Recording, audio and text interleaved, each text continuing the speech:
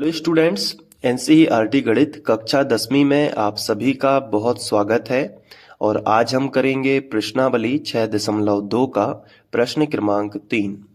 तो इसमें दिया गया है कि आकृति 6.18 में यदि LM समांतर CB और LN समांतर CD हो तो सिद्ध कीजिए कि AM बटे AB बराबर AN बटे AD।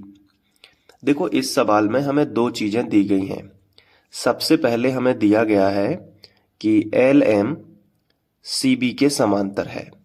इसका मतलब ये हुआ कि यहाँ चित्र में हम देख सकते हैं कि जो LM है वो CB के समांतर है, यानी CB ये वाली लाइन और ये वाली लाइन, ये दोनों आपस में समांतर हैं। दूसरी बात इन्होंने बोली है कि जो LN है वो किसके समांतर है? CD के। तो यहाँ पे हम चित्र में देख सकते हैं कि जो LN है वो किसके समांतर है? CD के समांतर है, यानी ये वाली लाइन और ये वाली लाइन आपस में समांतर है। तो सिद्ध करना है कि AM बटे AB बराबर है AN बटे AD। तो देखो, इस सवाल को कैसे करोगे अगर ये एग्जाम में आएगा। सबसे पहले जो हमें दिया रहता है हम उसी से स्टार्ट करते हैं। तो पहले नंबर पे हमें दिया गया है कि LM समांतर CB। अब इस चित्र को ध्यान से देखो, ये है LM, दिख रहा है ना, और ये है CB, दिख रहा है CB। तो ये किस त्रिभुज के अंदर है? A, B और C। आप समझ पा रहे हो इस बात को? कौन कौन से? देखो, ये जो LM है और ये जो BC है, ये किस त्रिभुज के अंदर हैं जो एक दूसरे के समांतर हैं? बड़े ध्यान से बताना। तो ये त्रिभुज रहेगा ABC, ऊपर वाला त्रिभुज, ये देख लो, ये त्रिभुज है, इसी के अंदर है ना LM BC के समांतर है। समझ पा रहे हो इस बात को? तो और इस तरफ जो दूसरे नंबर पे हमें दिया गया है LN समांतर CD, ये देखो, ये LN रेखा है और ये CD रेखा है। ये दोनों रेखाएं किस त्रिभुज में है? ADC, ये नीचे वाला। समझ गए इस बात को? तो आपको यही समझना है कि पहले नंबर पे जो हमें दिया गया है LM समांतर CB, LM समांतर CB, ये कौन से त्रिभुज में है? तो आप कहोगे कि LM और CB है ABC। ये जो मैंने हाईलाइट किया है ना, इस त्रिभुज के अंदर है LM और CB दोनों।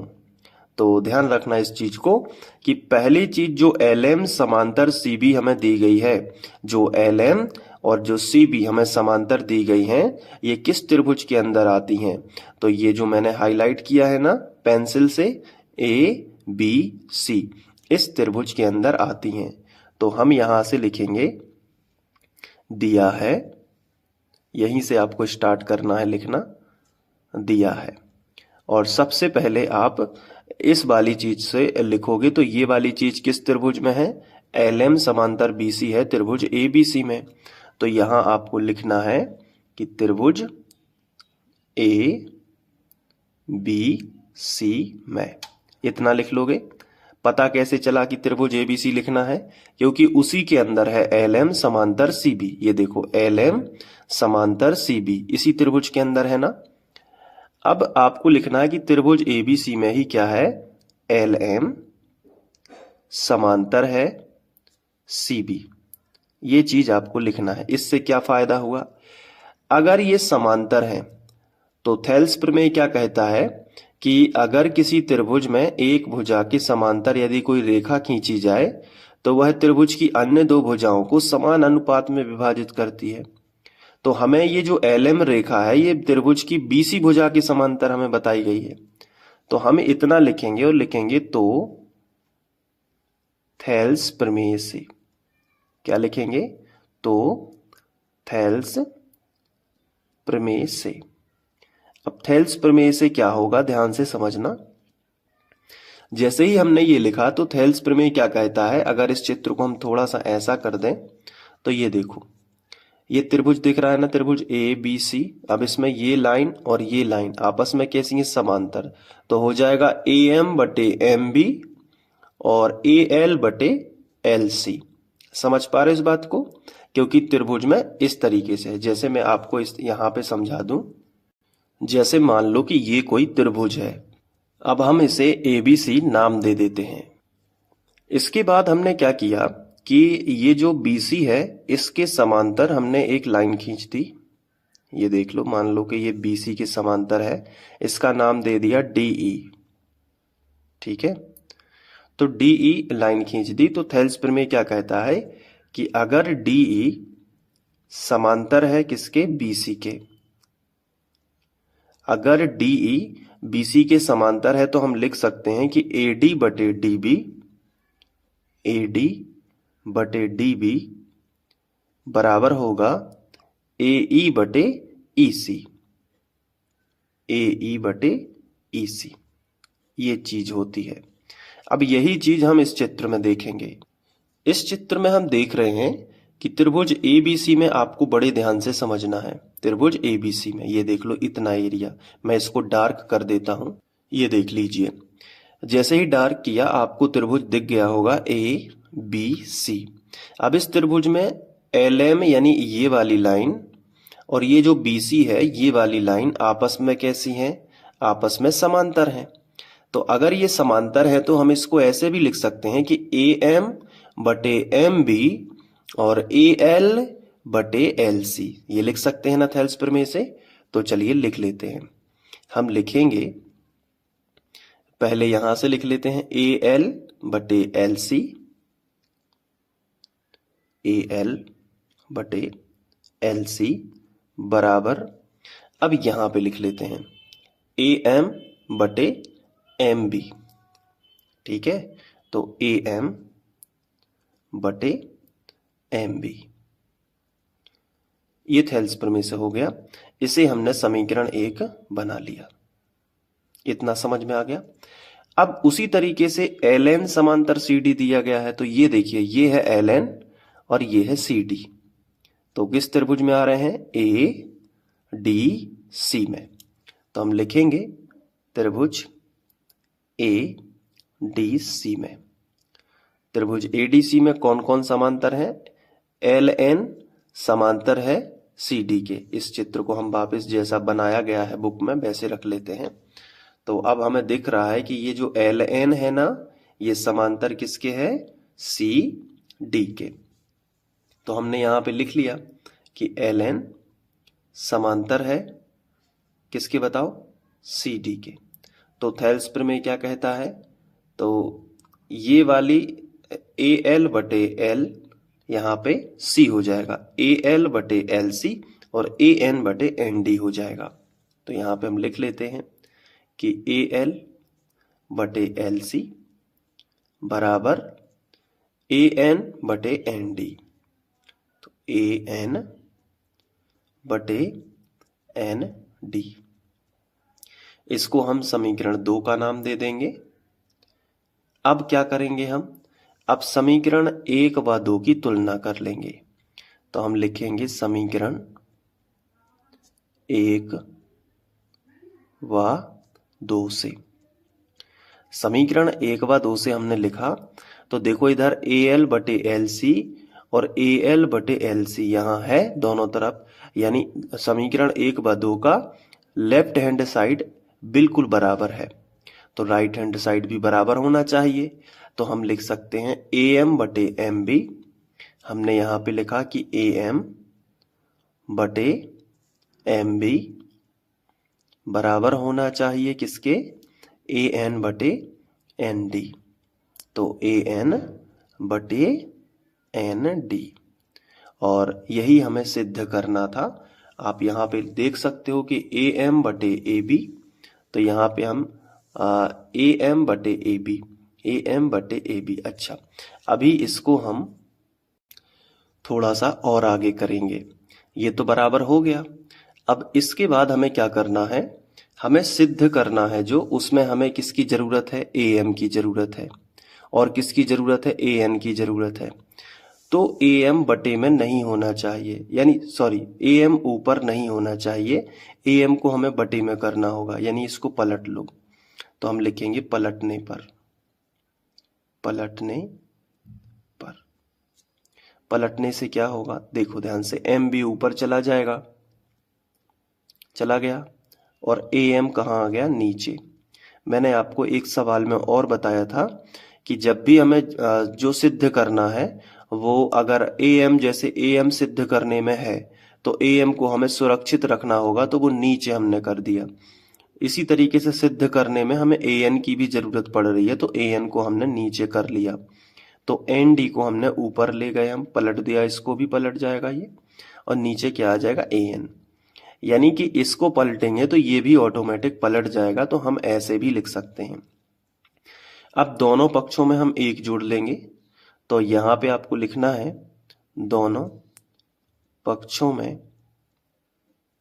एक जोड़ने पर, एक जोड़ने पर। जैसे ही एक जोड़ेंगे तो हम यहां पे लिख सकते हैं एम बी बटे ए एम, इसमें हमने एक जोड़ दिया, बराबर है तो बराबर लगा लिया। यहां देखो क्या लिखा है, एन डी बटे ए एन, इसमें भी हमने क्या कर दिया, एक जोड़ दिया। क्लियर है। अब इससे क्या फायदा होगा, ये जो ए एम है ना बटे वाला, ये इससे गुणा कर लेगा, इससे जैसे ही गुणा करेगा तो क्या आएगा, M B plus A M का गुणा एक में होगा तो हो जाएगा A M Ekam A M. जैसे ही ए एम का गुणा इसमें होगा, अब सबके बटे हम ए एम लिख सकते हैं, इसे बोलते हैं एलसीएम से गुणा करना। बराबर है तो बराबर, यहां भी हम वैसे ही करेंगे, एन डी ज्यों का त्यों लिखेंगे, और प्लस है तो प्लस, और ए एन का गुणा एक में करेंगे तो आ जाएगा ए एन, और जैसे ही ए एन का गुणा एक में कर दोगे, अब सबके बटे में हम ए एन लिख देंगे। अब इससे क्या फायदा होगा, अगर हम अपने चित्र में देखें तो M B plus A M, यानी एम बी यहां से लेके यहां तक की दूरी है एम बी, और साथ में क्या है, ए एम, तो ये ए एम भी जोड़ दो। तो एम बी में अगर हम ए एम जोड़ेंगे तो ये पूरी लाइन ए बी बन जाएगी ना, ए से लेके बी तक। तो हम इस पूरी लाइन को, इन दोनों का जोड़ हम जो चित्र से लिख सकते हैं वो क्या लिख सकते हैं, ए बी। और बटे में क्या चल रहा है, बटे में अपना ए एम तो चल ही रहा है, बराबर। यहां देखो एन डी और ए एन, तो यहां देखने से पता चलता है कि एन डी, एन से लेके डी तक ये एन डी है, और ये क्या है, ए एन है।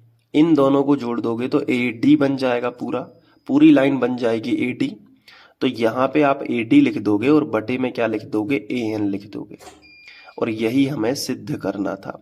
आप देख सकते हो ए बी ऊपर होगा कि नीचे, ये बस आप देख लो, ए एम ऊपर है, ए बी नीचे है, यानी इसको पुनः पलट दो, तो फिर से लिखेंगे पुनः पलटने पर, क्योंकि ए एम ऊपर दिखाना है, तो पुनः पलटने पर, तो पलट देंगे, तो ए एम कहाँ चला जाएगा, ए एम ऊपर चला जाएगा, और ए बी कहाँ आ जाएगा, ए बी नीचे आ जाएगा, बराबर। उसी तरीके से ए एन ऊपर चला जाएगा और ए डी जो है वो नीचे आ जाएगा। तो अब हम कह सकते हैं कि ये जो है यही हमें सिद्ध करना था। अब कई बच्चों के दिमाग में क्वेश्चन उठ सकता है कि सर हमें कैसे पता चलेगा कि यहाँ पे पलटना है। देखो इसका मैं रीजन बता रहा हूं। यहाँ पे जो हमें सिद्ध करना है उसको जरा ध्यान से देखो, इसको देखो, इसमें जो ए एम है ये हमें सिद्ध करने में लेके आना है। तो अगर हम पलटेंगे नहीं और यहीं पे हम ए एम में यहां भी एक जोड़ दें और यहां भी एक जोड़ दें, तो क्या होगा कि ए एम में एम बी जुड़ के बटे एम बी आएगा, यानी कि ए एम और एम बी जुड़ के क्या बन जाएगा, ए एम और एम बी जुड़ के तो ए बी बन जाएगा, लेकिन बटे में एम बी आ जाएगा जो कि हमें नहीं चाहिए। तो हमें चाहिए क्या है सिद्ध करने में, ए एम, और क्या चाहिए, ए एन। तो जो चीज हमें सिद्ध करने में चाहिए वो नीचे लेके आओ ताकि वो सुरक्षित रहे, विलुप्त ना हो जाए। होगा क्या कि देखो मैं आपको स्टेप से ही समझा दे रहा हूं कि होगा क्या कि जब हम इसी तरीके से रखेंगे, पलटेंगे नहीं, तो वो भी समझ लो ताकि गलती जो हो रही है वो ना हो एग्जाम में। तो ए एम बटे हम एम बी रखेंगे और उसमें एक जोड़ देंगे, और यहां भी हम ए एन बटे एन डी ही रखेंगे अगर पलटेंगे नहीं, और उसमें एक जोड़ देंगे तो क्या होगा कि एम बी इसमें जुड़ेगा। तो क्या आ जाएगा, A M plus M B का एक में गुणा होगा तो एम बी आ जाएगा, और बटे में क्या आ जाएगा, एम बी। इसी तरीके से यहां पे भी क्या होगा, A N plus N D का एक में होगा तो एन डी आ जाएगा, और बटे में क्या आ जाएगा, एन डी। अब इससे क्या होगा कि ये पूरा जुड़ के क्या बन जाएगा, चित्र से देख लो, मैं आपको चित्र दिखा देता हूं। ये देखो, ये ए एम और एम बी जुड़ के क्या बन रहा है, बताओ, तुम खुद बताओ कि ए एम और एम बी जुड़ के क्या बन रहा है, ए बी। तो ए बी आ गया, और बटे में क्या है, एम बी।